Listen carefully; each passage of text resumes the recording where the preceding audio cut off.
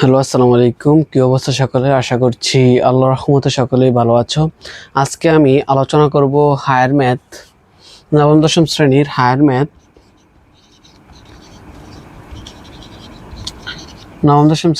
Math, চতুর্দশ অধ্যায়, মানে 14তম অধ্যায় সম্ভাবনা। এই অধ্যায়টির আজকে আমরা উদাহরণ 3 আলোচনা করব। গত ক্লাসে আমরা উদাহরণ 1 এবং উদাহরণ 2 আলোচনা করেছি এবং তার সাথে বেসিক কিছু আলোচনা করেছি। আজকে আলোচনা করব উদাহরণ 3 এর একটি গুরুত্বপূর্ণ ম্যাথ, যেটা বিভিন্ন বছর বিভিন্ন বোর্ড পরীক্ষায় এটা এসে থাকে। তো শিক্ষার্থীরা, আজকে আমাদের ক্লাস নং পার্ট আজকে আমাদের ক্লাসের পার্ট 2 আমরা এভাবেই ধারাবাহিকভাবে ক্লাসগুলো দিয়ে যাব। তো আমাদের পেজটিকে ফলো করবে এবং আমাদের পেজটিকে শেয়ার করবে তোমাদের বন্ধুদের মাঝে, এবং কোনো কিছু বুঝতে যদি অসুবিধা হয় অবশ্যই কমেন্টস করবে। তার ধারাবাহিকতা আমরা পরবর্তী ক্লাসে ওই প্রবলেমগুলো নিয়ে কি করব, আলোচনা করব। তো চলো বেশি কথা না বলে আমরা অঙ্কটি শুরু করি। যেমন এখানে উদাহরণ 3-তে বলা হয়েছে একটি থলেতে 4টা লাল, 5টা সাদা এবং 6টা কালো বল আছে। দৈবভাবে একটি বল নেওয়া হলো, তাহলে এখানে লাল, সাদা, কালো হওয়ার সম্ভাবনা কত, এবং এটা কালো হওয়ার সম্ভাবনার সাথে সাথে এবং না হওয়ার সম্ভাবনাও কি আসতে পারে। এটা এমসিকিউর জন্য কি গুরুত্বপূর্ণ।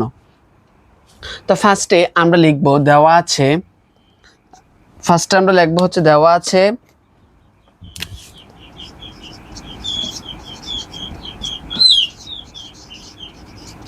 দেওয়া আছে লাল বল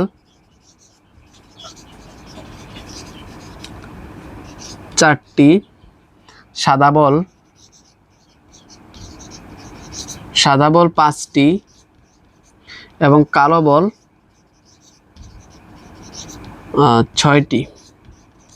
তাহলে সুতরাং মোট বল, এগুলো এখন আমরা যোগ করব।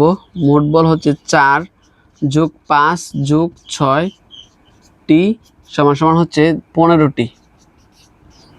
তাহলে এখানে আমাদের মোট বল 15টি। তার এই মোট বলগুলোই হলো আমাদের সমগ্র সম্ভাব্য ফলাফল। আর এখানে যে আমাদের লাল বল হওয়ার সম্ভাবনা বলছে, তাহলে লাল বল যতগুলো আছে অতগুলো কি অনুকূল ফলাফল। তাহলে এখানে আমাদের সমগ্র সম্ভাব্য ফলাফল, সমগ্র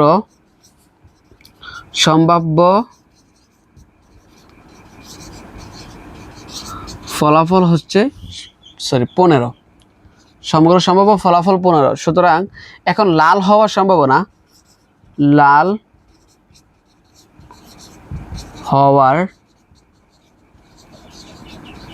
সম্ভাবনা পি অফ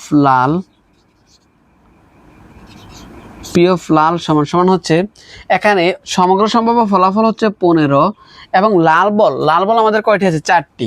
তাহলে লাল বল আমাদের এই 4টি। তাহলে আমাদের এখানে দৈবভাবে যদি আমরা সবগুলো বল থেকে একটা লাল বল ওঠানো বা লাল একটা বল তুলি, তাহলে বলটি লাল হওয়ার সম্ভাবনা 15, 4/15, মানে 4/15। ঠিক আছে। এখন সাথে সাথে আমরা সাদা হওয়ার সম্ভাবনা বের করব।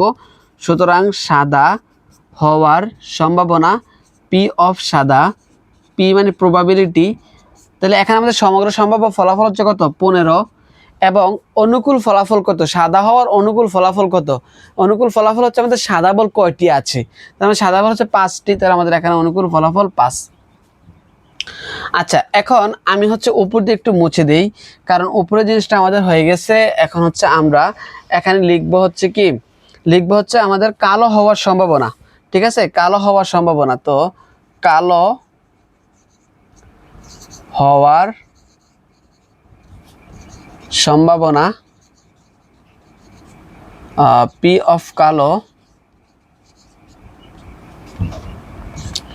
সমগ্র সম্ভাব্য ফলাফল 15 এবং কালো বল কয়টি? 6টি।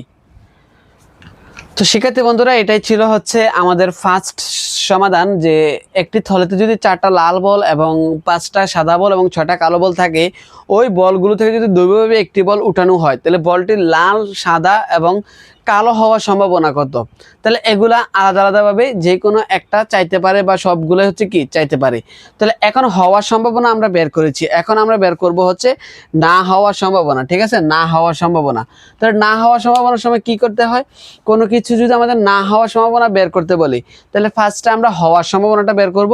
দেন 1 থেকে যদি হওয়ার সম্ভাবনাটা মাইনাস করে দেই, তাহলে কি আমাদের না হওয়ার সম্ভাবনাটা আমরা বের করতে পারবো। ঠিক আছে, তাহলে এখানে হচ্ছে আমরা লাল হওয়ার সম্ভাবনা, সাদা হওয়ার সম্ভাবনা এবং কালো হওয়ার সম্ভাবনা বের করেছি। তাহলে এখানে আমরা এটা যেহেতু কালো হওয়ার সম্ভাবনাটা ফার্স্টে আছে, তাহলে এখন আমরা কালো না হওয়ার সম্ভাবনাটা এখান থেকে বের করি। কালো না হওয়ার সম্ভাবনা, তো এটা হচ্ছে কালো না হওয়ার সম্ভাবনা হচ্ছে সমান সমান 1 - 6/15। তাহলে এখানে 15 হচ্ছে লসাগু, আর 15 দ্বারা 1কে গুণ করলে 15 - 6 সমান সমান হচ্ছে 15 ডিভাইডেড বাই, এখানে 15 থেকে যদি 9 বাদ দিই তাহলে হবে 15 থেকে যদি আমি 6 বাদ দিই তাহলে হবে কত, 9। তাহলে এইটাই ছিল হচ্ছে কি আমার না হওয়ার সম্ভাবনা, এটা হচ্ছে হওয়ার সম্ভাবনা। তো সেক্ষেত্রে বন্ধুরা এখন লাল না হওয়ার সম্ভাবনা এবং সাদা না হওয়ার সম্ভাবনা এটা তোমরা অবশ্যই কমেন্টস করে জানাবে, এবং আশা করি তোমরা এই দুটো অঙ্ক পারবে। তো এভাবে আজকের অঙ্কটি এখান পর্যন্তই, আগামী ক্লাস দেখার প্রত্যাশা রেখে আজকের মতো এখানে শেষ করছি। আসসালামু আলাইকুম।